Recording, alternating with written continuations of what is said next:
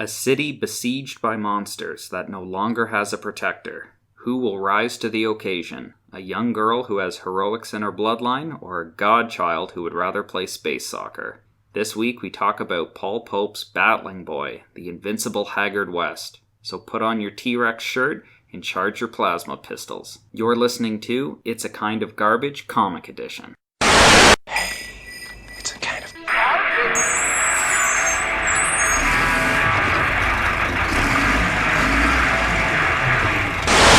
Alright, Adam, this is a book I love that I recommended to you that you had not read. What did you think of Battling Boy? Was it a good recommendation? For the one issue that I got to read, I liked it. I liked the character of Haggard West, who is introduced and dies right away in the comic. Get to meet a bunch of mummy ninjas and little kids running around, and then a knife-wielding mom who is really useless. So I recommended to Adam not to read the Battling Boy graphic novel, but when the graphic novel came out, it also had an accompanying single-issue comic that was, I think, at a lower price from First Second. That is the first 25... It's basically the first chapter. It's about the first 25 pages of the Battling Boy trade. So the single issue comic does a pretty good job of introducing you to the world. I wanted to give it to Adam just to kind of gauge to see if you read this, if it's enough to kind of sink its hooks into you, that you would want to read more of the Battling Boy universe. Yeah, I really enjoyed it. After reading it, I was still like, who's Battling Boy? Because it doesn't introduce him until the second chapter, correct? Correct. Yeah, with this, you get to meet Haggard West, his daughter, who I don't even know what her name is. Aurora West. Aurora West. I don't know if they mention it in that issue. I can't remember. If you like Paul Pope's art style, I like his art. I don't like it when he draws mainstream superheroes.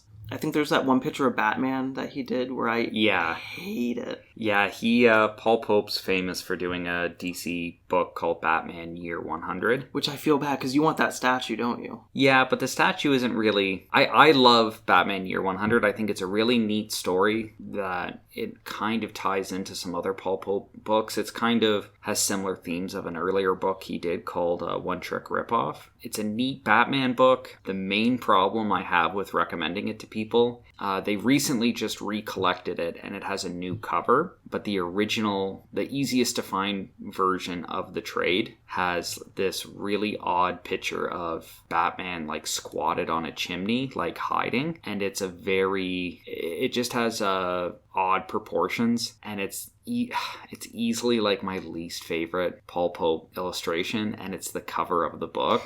And I know some people really like it, but I don't. And I know I've showed it to Adam before, and Adam's like, "Why?" I'm not alone. Yeah, Adam's like, "Why is he squatted so low? I don't like it. This is so weird." But the art in this definitely is not that. It's all original Paul Pope characters and worlds and stories. One of the reasons I wanted you to read this is the entire premise of Battling Boy as a piece of media was also to kind of gauge people's interest into getting, especially younger readers, back into comics.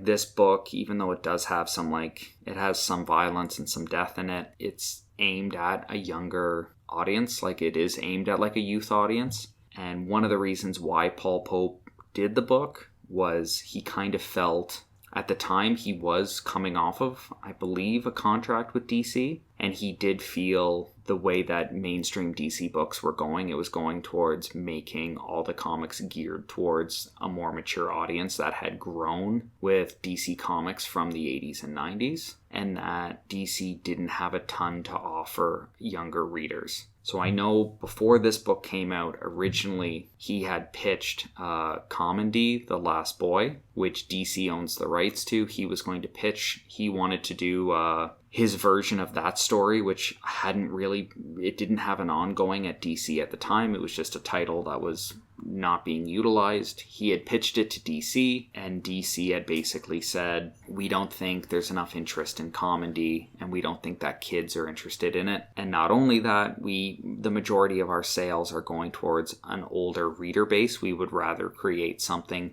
geared towards them with more adult themes. which I don't know, maybe didn't interest him, or maybe he was kind of wanting to challenge himself to see if he could attract younger readers to comic books. So I think that was kind of an interesting backstory to the comic of, could you make a comic and attract new people who aren't going to be like, you know, where's Batman? Where's the Joker? How come the Joker isn't a super serial killer? And how come, you know, Doomsday isn't like stepping on skyscrapers and murdering 1,000 people? Like, how do you make something for a younger audience? So my question to Adam is, are you interested in a book like would you be interested in a book like this? Like, if you walked into a comic shop and you're a kid and you picked this up, would it be enough for you to be like, this is a world I want to get involved in?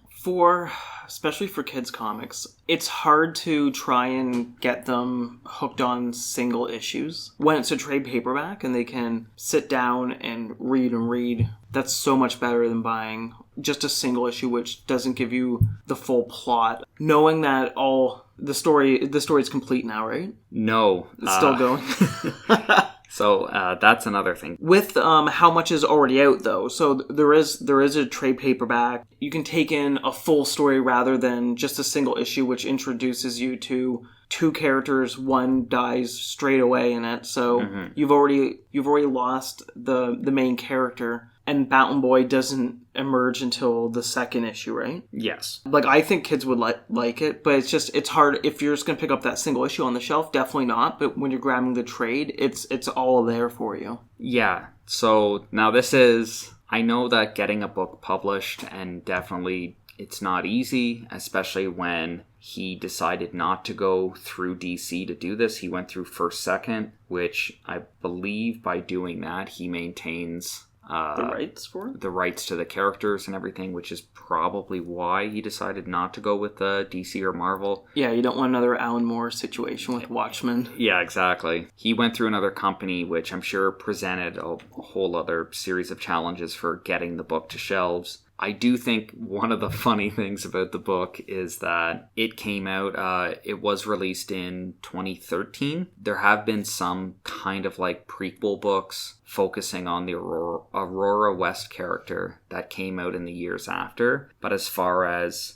an actual sequel, like a continuation to the story of Battling Boy, there hasn't been another book since 2013. Paul Pope, who is like the sole creative force behind it, like every once in a while he talks about, I know a little while ago he talked about how many pages he had completed for Battling Boy Volume 2, but we're over now 7 years since the launch of the book. So for a book aimed towards teens, if you were 13 when you first picked up Battling Boy, you are now 20 and Battling Boy Volume 2 still isn't out. So I think maybe that could be one of the issues why publishers don't like creating for a younger audience right now, is that they might be worried that if you don't have a full story planned out for that generation to grow up with, it's very easy for them to like age out of it or like lose interest or lose track of it. You have to be consistent with your releases, because the moment you miss it, look, if it's monthly, you miss that month, that gives the people an opportunity to jump to something else and just forget about it altogether. Which kind of at some points makes me wonder if maybe he would have been better off coming out with like a comic line through First Second,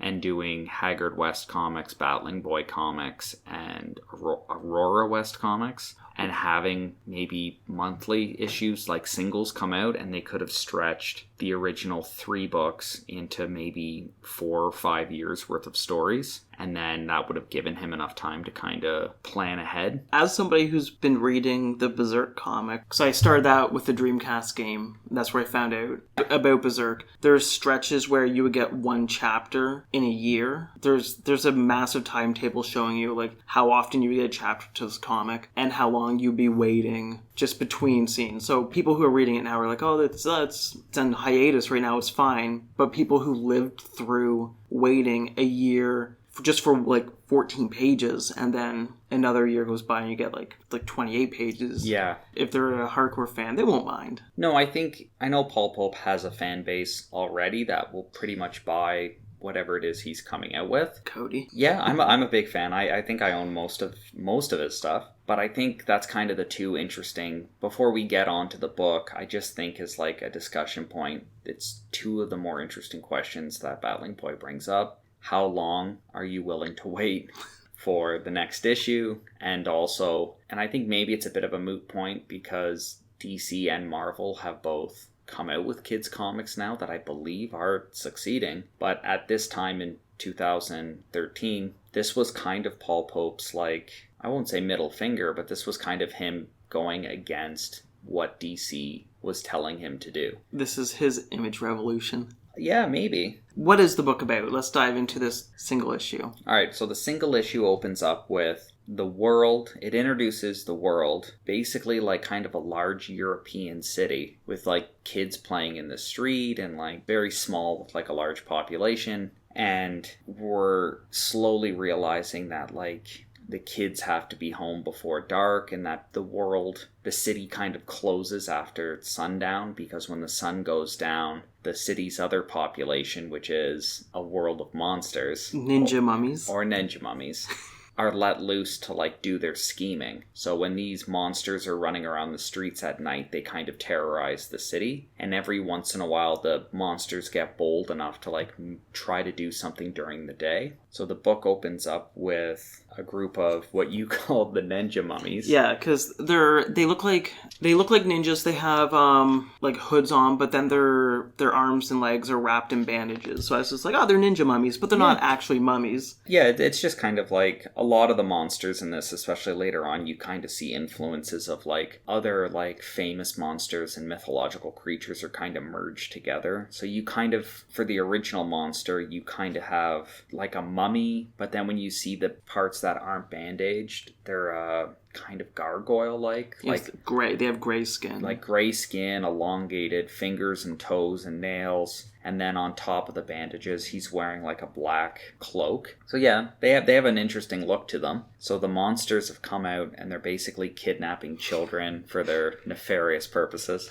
When the streetlight comes on, that means curfew is beginning and you need to get your ass inside because you can get fucked up by ninja mummies. Yeah, which I thought that was kind of a neat like childhood thing, like when you're a kid and your parents are like, when the streetlights come on, you have to come back home. Like that's, yeah, you can't play in the park anymore when it gets dark out. When I was little, it was like when my dad came, it was like yelling Adam out into the... Yeah. That was true ghetto style. Yeah. Don't even look for your kid. Just stick your head out of the window and yell for them. Yeah. So you can be all embarrassed. So the world is basically that, like your childhood, but the threat of monsters and things under your bed are actually real. So kids are being kidnapped. Haggard West swoops in to save the day, where you realize Haggard and like the head monster, Sadisto, have had run-ins in the past. So Haggard is flying around and saving the children. He's got, how would you describe Haggard West? He's kind of got like a Rocketeer. Yeah, if you took Rocketeer mixed in with... He reminded me of, who's the Jack Kirby character from...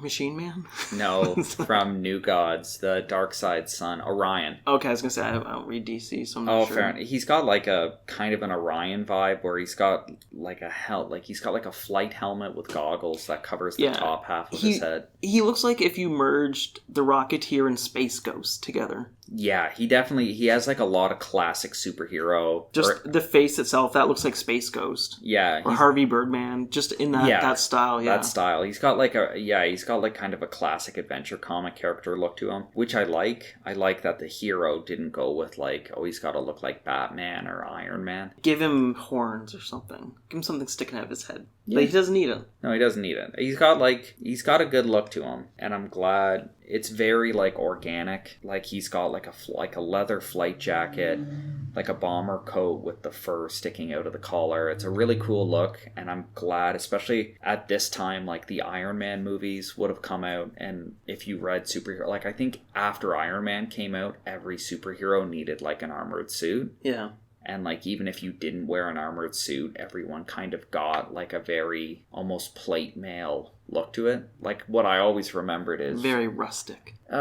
Just very like inorganic, like very much like everyone's wearing a very rigid suit of armor. Yeah. And it didn't really show motion or anything. Like one of the big ones I remember is there was it might have been a Justice League comic where they showed the Flash, and the Flash was wearing like, instead of having like his red jumpsuit, he had like kind of a bulkier armored look to him, and it's like, this guy's known for running super fast. Like, why is he wearing like armor? Yeah, armor. He doesn't get hit. He doesn't get hit. Like, that's the whole point. And it wasn't so I'm glad to see this go against that. So Haggard West flying around, shooting his laser pistol, saving the kids. His laser pistol that has like light tubes from an old radio. Like, that's the style. Yes. I don't want to say steampunk, but I think it's what people would refer to it as. Yeah, it definitely has a steampunk vibe. Like we said, the character does kind of look like the Rocketeer. Like, it does have that. Not a good movie. No. It doesn't hold up. Well, I think he's got a look of what they thought, like, basically like a 50s future. Like, kind of like, oh, you know, in the future there's not going to be an Air Force. Like, pilots will have rocket packs, and that's how they're going to, like, that'll be the fighter jet of the future. So he's flying around, and then you quickly realize that Sadisto and Coil and the rest of the monsters have set a trap for Haggard, and that all of this was a ploy to finally get rid of him. To shoot a plasma bolt at him to blow him up. Yeah. Another good thing that they do that I love is they establish early on that, like, Haggard's energy pistols only have a few shots before they need to be recharged or reloaded, which I think is good. Like, that's I like when books do that, to like kind of explain what the hero, like, it does a good job of explaining what the hero's working with, not that he has like everything tucked away in a utility belt, or that he has an armor suit that does everything, or he's born with superpowers that he can just kind of like pull them out whenever he needs them. Like, he almost evolves powers as the story requires them. Yeah, he's not a one-man gang. He's your uncle who... Well, and like we'll do this comic in a later issue, but another book I really loved was Brandon Graham's Prophet, which does that. Like, it literally establishes the character Prophet waking up, opening an emergency pack to kind of do a quick inventory of he's awoken on a strange world, what supplies does he have? And it's a great way to like show the reader, like, okay, he's got a first aid kit, a knife, a piece of like a length of wire, like climbing wire. So I love when books do that. All the kids are like, oh, it's like Minecraft. I can't wait to see what he makes. And you're like, that's MacGyver. Yeah. Nobody wants MacGyver.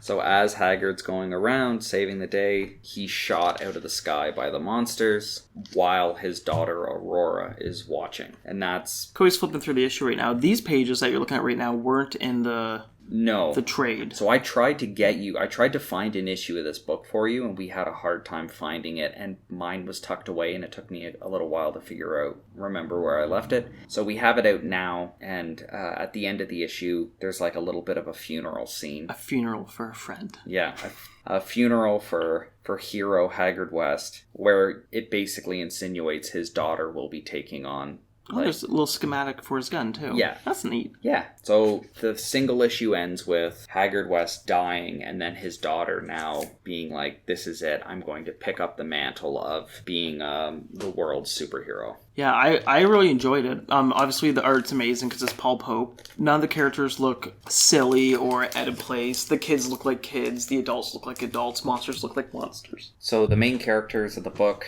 Aurora West and Battling Boy, I think play off each other very well. She's a little bit older and a little bit more mature than him, and she kind of feels like this is almost her duty or her birthright to like take up her father's mantle of being the hero. Does she pull a Padme on Battling Boy? She's like, this little boy, I think I'm falling in love with him. Not yet. Who knows what's happening in the sequel to the books, like where he grows up a little bit more. He might grow up, who knows. She's like, Annie, come over here. It's like, me sound like Haggard West. He is younger, he's more carefree, he's the son of like a omnipotent god, kind of omnipotent, or what's that word? Omnipotent?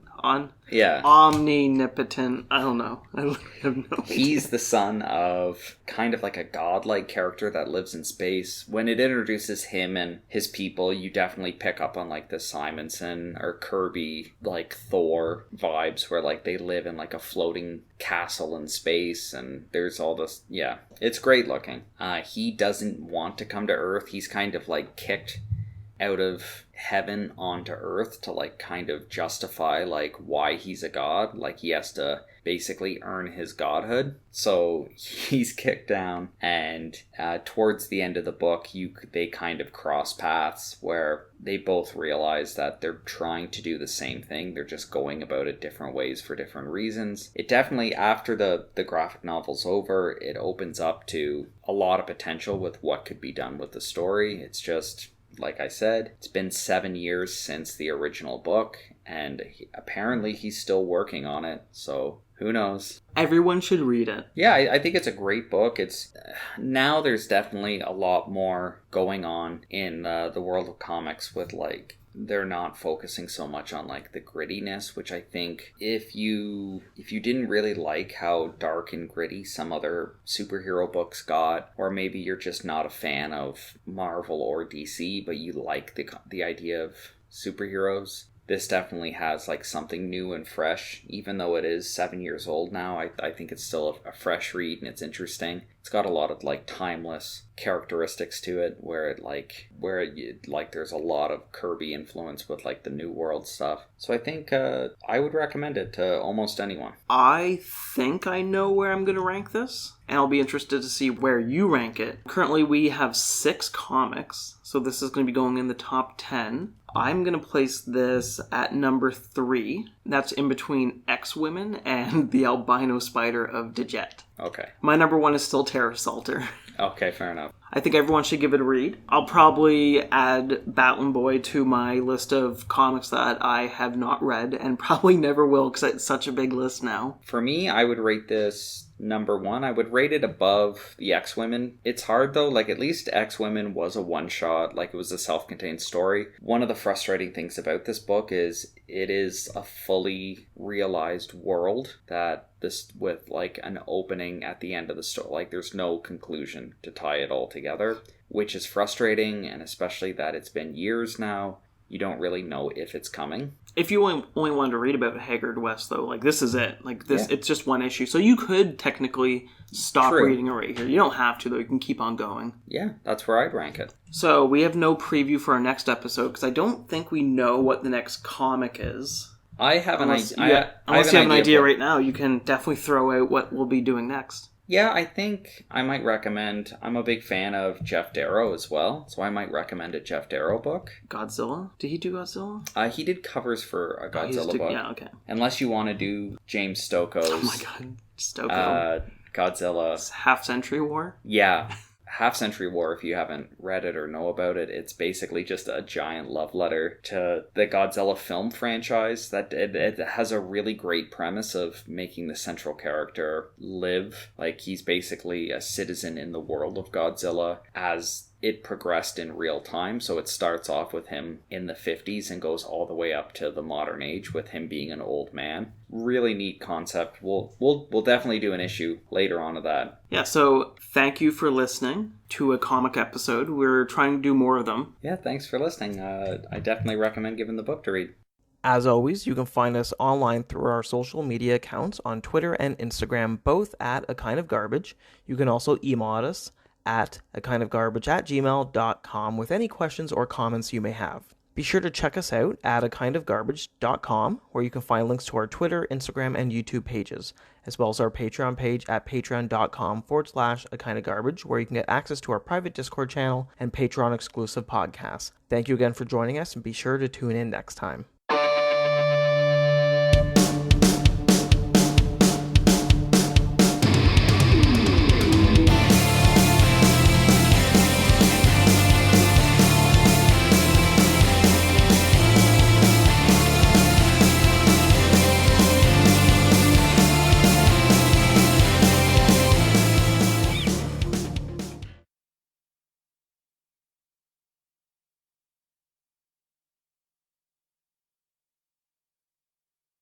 So I don't know about you, but I'm excited. Well, I don't want to say I'm excited. I'm interested in the new video game consoles coming out. Mm-hmm. But one of the things I laughed at today is in the States, I think it was the 2K basketball was revealed that it's going to cost $10 more for the next-gen games. Yeah. So here in Canada right now, games are $79.99, which means they're going to go up to $89.99 for Xbox Series X and PlayStation 5 games, which I think is hilarious because people are going to complain about it. at the end of the day, it doesn't really matter. If you're patient, you can wait for them to drop in price. I think it's interesting that I think it's going to bring more to the forefront of like consumers' attention of why am I paying $90? Like, why is the price of a game going up every single year? And especially with some titles, it feels like you haven't done anything new. Like you're selling a sports game with updated rosters, or you're selling a sports game where like the features or the modes, they're not anything new or interesting. They're just modes you've tagged on to like give you a reason to say something's new. Like the one that I really like is Codemasters, who has the Formula One license. The Formula One game for 2020 is coming out, which last year they added a career mode. I think it was F1 2019, they added a mode where instead of just picking a driver and playing out the season, you could create a driver and then like sign contracts with teams, which like that's not a hard feature to add into a game. Like that's not anything new. And it added like cinematics of like you like doing signing contracts, but like the graphics of like the people, like it doesn't look good. So it's very rare that, especially sports games, that the people look good, unless it's ones that you're not, I was going to say wear a costume, but wear a uniform. Yeah. So like basketball, they have to look good. Yeah. So they added that in 2019, and then the big feature for 2020 is that's back. But also now when you sign now also you can make your own team and like choose the color of your car and name the team. And it's like none of this is like it's revolutionary. Then none of it's revolutionary. It's like imagine a sports game where they're like you can play as the Chicago Bulls, but you can choose if they're wearing their home or away jerseys. And nobody cares. It's like that's not a huge feature. Like if you want to do an F1 game that has like revolutionary, like there's a reason to buy this game for $90 even though one came out last year. Do a game where like you can choose what time period you race in. Like make it so it's an F1 game where you can say I want to be an F1 driver in the 60s, 70s, 80s, 90s or 2000s. With a horse and buggy. Yeah, go all the way back. No, but make it so that like you could literally play the game as if you were an F1 driver racing on the tracks in the 70s in cars from the 70s. Like that would be a feature where it's like that would be revolutionary to that game. And if you bought the game last year and that's a new feature for this year, it would be a reason to buy the game. But like changing the colors of the cars, or I know for NBA, they've released games where they're like, oh, you remember this player who never signed his likeness over to us? We got him to do his likeness for 1 year. And it's like, that's not selling the game to me.